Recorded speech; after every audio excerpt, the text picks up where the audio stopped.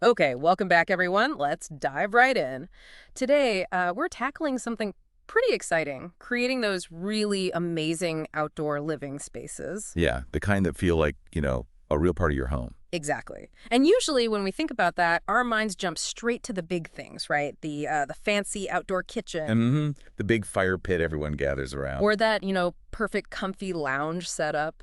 And those are definitely important, no question. Absolutely. I mean, they're usually the reason you want the space. They're the anchors, the eye catchers. Absolutely. We've got this really interesting source today. It's from VizX Design Studios. Ah, yes. I looked at that. And they argue something, well, pretty different. That the real magic, the actual design art, isn't just about those individual features. Right. It's something else entirely. And that's our mission for this deep dive, isn't it? To kind of unpack what that something else is, according to VizX. Yeah, and it's genuinely surprising because, honestly, it's probably something most of us just don't consciously consider. Okay, so what really jumps out from this source, I think, is this central idea, which is a bit counterintuitive, maybe. Go on? It says the design brilliance, it actually lives in the space between the features. Between them. Yeah.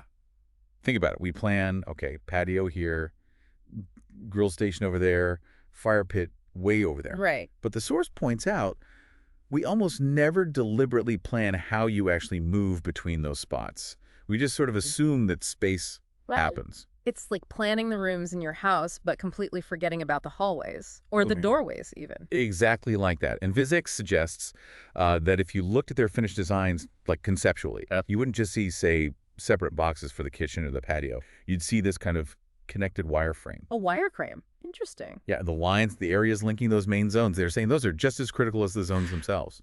Purposeful connections. Okay, so that begs the question. Yeah. How?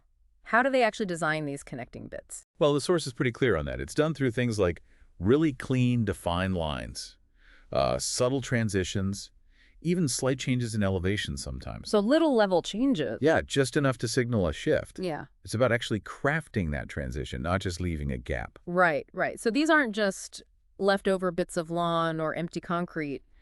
VizX is saying these in-between spaces have a real job to do. Oh, absolutely. A vital purpose. According to the source, they're designed to actively shape your experience moving through the yard. How so? They sort of manage the conversation between the different areas. So imagine walking from, say, a busy outdoor dining area to maybe a quieter fire pit zone. Okay. The way that connecting space is designed. Yeah. That dictates if the shift feels jarring or if it feels like a smooth, natural flow. Yeah. It guides you. That makes total sense. Creating those little moments of pause, maybe, or encouraging easy movement. What else do they do? Well, they also use these transitions to set the mood. Ah, interesting. Yeah, like a change in the material under your feet, or maybe some specific lighting along a path, or even putting planting beds right in that connecting space. It subtly tells you you're entering a different kind of zone. So it keeps it all feeling like one cohesive design. Exactly. Connected, but still distinct. Each area keeps its own feel, its own purpose. Now, this is where it gets really practical, I think. The specific elements they use in these connecting spaces, the source gave some good examples. Oh yeah, definitely. They talk about things like crisp steel borders. Steel. Okay. Yeah, to define edges clearly. It creates separation but keeps that clean line connecting things. Or sometimes vertical things like sections of wood slats or even a row of trees. Like a soft screen. Kinda, yeah. Like river birch they mention. Something slender that defines a pathway edge without being a solid wall. And the ground materials, you mentioned that. That seems key, too. Huge. They really highlight how materials guide you. Like maybe you step off a formal porcelain tile patio onto softer crushed granite. Different texture, different sound. Right. And then maybe that transitions into, say, brushed concrete for a more utility-focused area. Right. Or they mention using stepping stones set in gravel. Yeah. Or just having a soft gravel edge along a patio before the lawn starts. It's not just what material, but how the change happens. Precisely.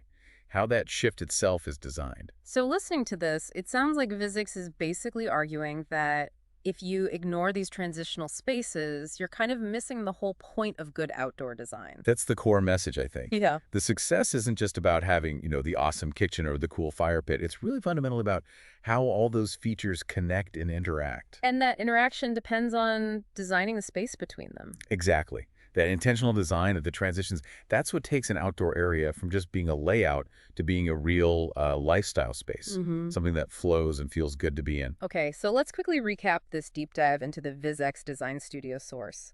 The big takeaway seems to be, Yeah. yeah, we love the features, but the real art, the real impact, comes from designing the connections, the transitions, the pathways. The planned space between. Right. That intentional design linking everything together. It really shifts your thinking, doesn't it?